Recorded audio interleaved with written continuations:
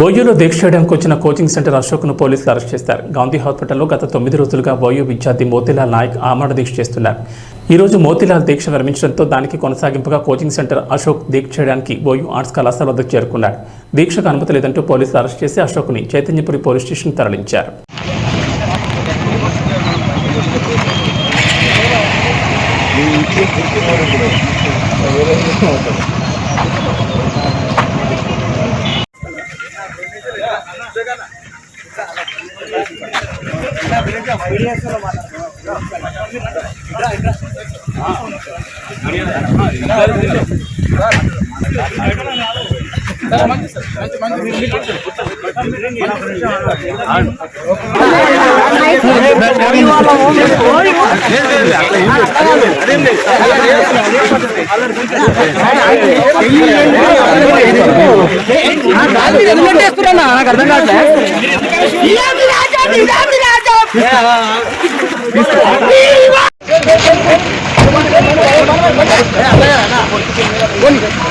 One.